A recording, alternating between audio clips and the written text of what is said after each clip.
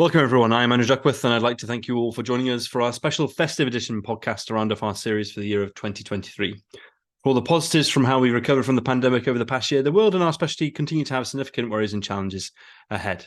So to review the past year here at the BJJ, today I'm delighted to again be joined by our Editor-in-Chief here at the Journal, Professor Haddad, who over the next 20-30 minutes will be giving us an overview of the past year, highlighting some key papers we've published here at the Journal, and finally what we can expect and hopefully look forward to in 2024. Many thanks for joining us today, Prof. It's great to have you back with us. Good to be with you, and thank you for doing this. So, Prof, another year has passed as the world has really got back into the full swing of things following the pandemic, and there are lots of positives that we can take from that and have been good over the past year. But obviously, the significant challenges continue to present themselves, particularly both to our world and to our healthcare systems. So what do you feel have been the positives from the past year for our specialty, but what sort of challenges do you think still remain? Yeah, it's been an interesting year, and that I think in reality, there are still significant effects from the pandemic and everything else that's going on in the world. People are still exhausted and haven't quite recalibrated, but they are, I think, largely in a new normal, and research is back on a steady footing. I don't think the funding or the research is back to the level that it was getting to pre-pandemic, but I think people are working hard and good studies are in train and being funded, which is phenomenal. But I still think there are huge challenges, both in terms of the research world and the focus on what we really want to focus on, which is musculoskeletal disorders and how we deal with them, but also in terms of the workload that we as a community face, not just in the UK, but worldwide. There is still a huge backlog of patients to deal with. And I think we still have to go out there and emphasize to the world that, elective orthopaedic surgery is not optional surgery. It is something that's really important to our patients, and that the mobility of our patients will impact their overall health. It'll impact their longevity. And I think that message may be lost, and that's why we see huge numbers of patients waiting.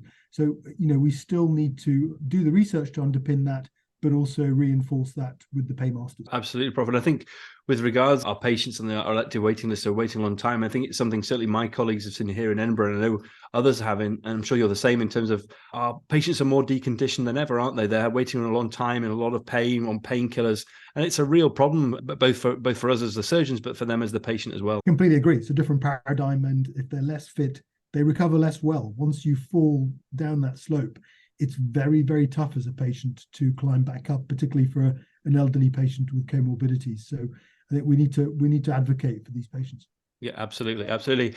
And Prof, what about for our team here at the BJJ? What has been the past year been like for the Journal and our amazing team? It's been a busy year. It's been an impressive year.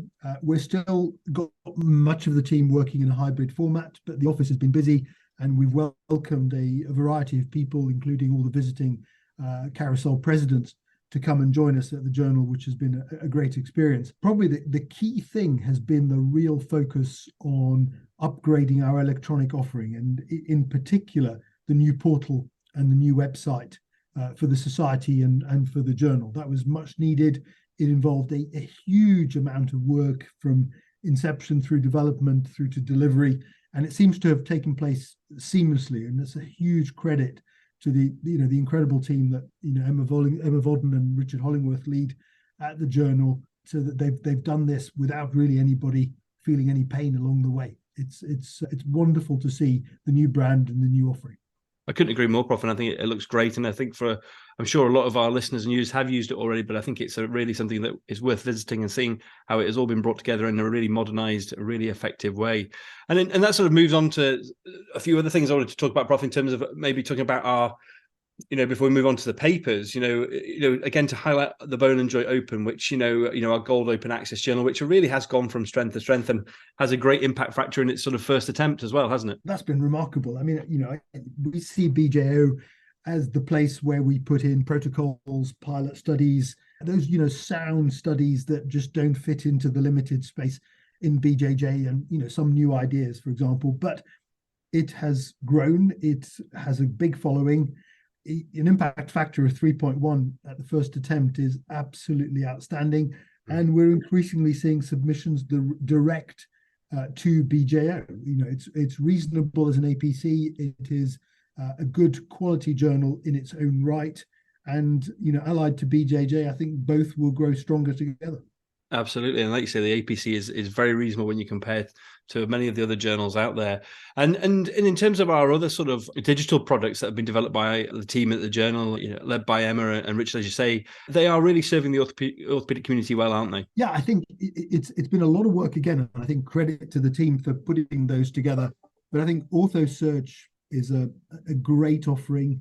It is a bespoke search engine for orthopedic surgeons, and I and many others finding it increasingly useful, and it's becoming refined as we go along. So I think that's been great. OrthoMedia is a resource that is gaining both in terms of its content and in terms of its popularity, which I think is fantastic. And those and the website reflect the direction of travel in the journal, and the society are offering much greater breadth of what our readers can get. Absolutely. So probably move on to the papers now. And these are just a few highlight papers of many good ones, excellent ones that have been in the journal the past year.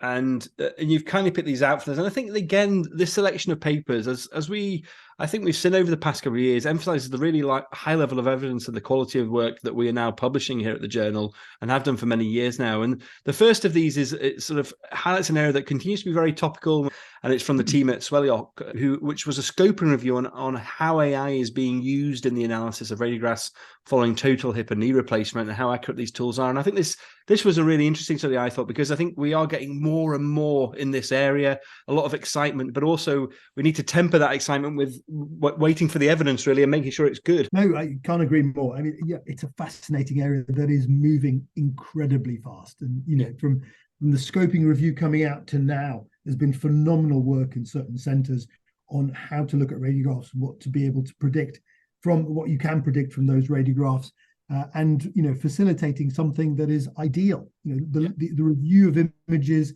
particularly large volumes of images or images over time, is ideal for this sort of thing. So I think there's two elements to it. The first is it's undoubtedly going to grow, and we have to adapt and evaluate it as it goes with an open mind. And number two, we need to really start to study it very carefully, because this concept of here's a black box and we put something in and something came out, and isn't it wonderful? That needs to be replicated. All good research needs to be reproducible.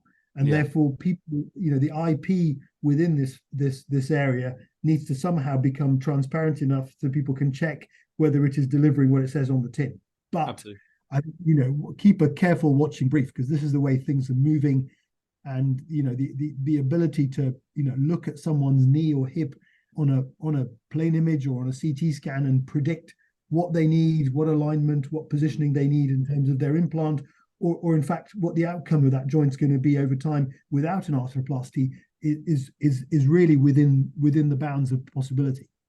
Absolutely. I think that review shows, and it says, I think at the conclusion is very apt, and it says that these studies show that AI is promising, but we still have insufficient high level evidence, and we need to build that. And I think it's one of these things that we can't just adapt. Like you say, we need the data to make sure we're doing it right, and it is actually effective. And I couldn't agree more. And if we sort of move on to the next two papers, Prof, they're sort of looking at, again, an important area, and it always seems to be a topical area, periprosthetic fractures, traumaplasty. It's always very trendy at all the big meetings, and continues to be for good reason. And the first of those is the multi-center study led out of Leeds that was comparing fixation with revision surgery, for the surgical management of UCS type B periprosthetic femoral fractures around a cemented, polished, tapered slip femoral component following primary total hip arthroplasty. And this was a nice sort of study from several centers in the UK, and sort of, I suppose, highlights the good collaborative research that is ongoing, not just in trials, but in other areas as well in the UK. No, I think it's really important. So, periprosthetic fracture has been close to my heart since I was a trainee. I did a thesis on it. I helped Clive Duncan develop the unified classification system that was the evolution of the Vancouver system.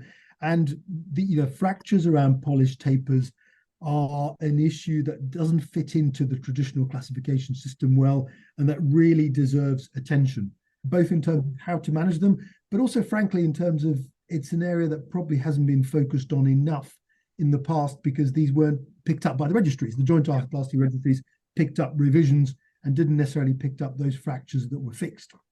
We then face in this area the challenge of those who like fixing things, those who like revising them, and then actually making the right decision for that patient as they come through the door, which kind of needs to remove the intrinsic bias of the trauma surgeon versus the arthroplasty surgeon. So unpicking exactly what to do with that cohort of patients is really important. And to look at this in any big way requires collaboration. And we've seen collaboration in a number of ways. We've seen it in pragmatic randomized studies. We're seeing it with trainee collaboratives. And here it's really, really great. There are weaknesses to this, of course. This is not a strong study because we cannot remove the confounding by surgeon in terms of the decision making here. But ultimately, bringing multiple centers together, treating these, both highlights this as a problem and shows that for a patient for whom fixation is a reasonable option, the morbidity, mortality is less than that of a revision. And that's food for thought for us arthroplasty surgeons. Absolutely. I think and sort of goes well with that is you did an annotation, obviously led by involving yourself and one of our other colleagues, Chloe Scott, on the editorial board about that sort of accompanies that. And I think this has been a really great thing that the journal has been doing in terms of we have the sort of some data that's come out and also putting it into context as well and sort of, cutting it down to what it sort of means and how it all fits in a really nice way. Absolutely. And, Chloe did a wonderful job of creating the examples and illustrating really that the key bit here is making that decision in that we don't want to push everyone towards fixation, because actually we've learned 20 years ago, 30 years ago, that inappropriate fixation of unstable stems doesn't work. It leads to high failure rates. So we've got to get that initial decision right and then choose the right operation. And so to be able to frame that in a way that was a parallel and doesn't diminish that paper is really important. And that's where I see the front matter of the journal as something that's going to grow. I think what we're keen to do is share the best research with our community, but also frame that into context, both for practicing trauma surgeons, practicing arthroplasty surgeons, whoever it is relevant to, both in the UK and worldwide. So I'm hoping to increase the amount of front matter and the number of annotations, because there are some key topics where the data is not quite ready, but the opinion, the context is important to share in a clear way.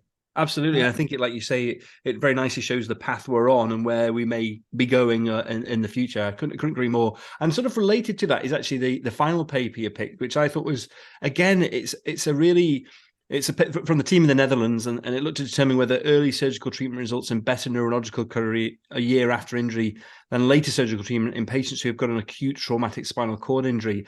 And I thought this was great because it's a multi-center, prospective, registered study. It's not randomized. It's not a trial, from 17 centers in Europe. And I think it's one of these ones where, we often talk about it at the board, don't we, as well, is that, if we can get an RCT, great. But actually, this is an area where RCT is very, very difficult. And this is probably the next best thing in terms of trying to get the good data in this area. You're spot on. This is a really tricky, contentious, emotive area.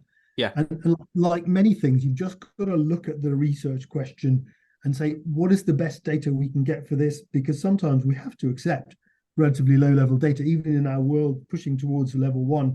You've just got to accept sometimes that this is the best you can get. And whilst this study has limitations, it has brought together a big amount of data and asked some pretty critical questions, and I think genuinely challenged the traditional thinking in this area. And again, a bit like the discussion we had about periprosthetic fractures, a bit like the area of networks in orthopedics, we've once again framed this with front matter, in this case with an annotation, to really look at that from all perspectives, to share with the reader.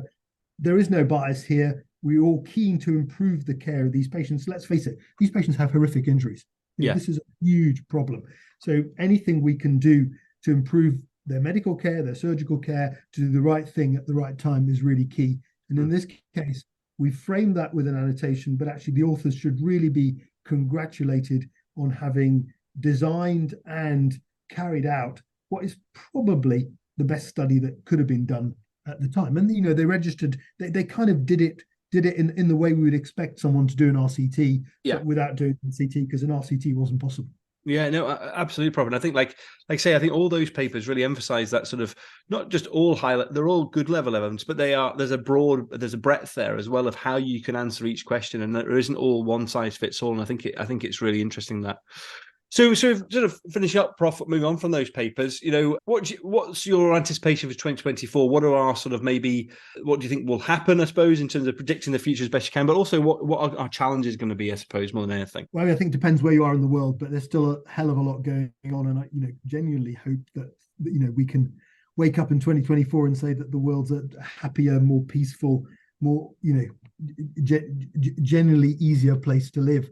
I think in terms of our particular world at the Journal, we are continuing to develop the digital products that we have, and there's a great deal of work going on in the background to improve every aspect of those, and in fact some others that we'll hopefully see launched in 2024.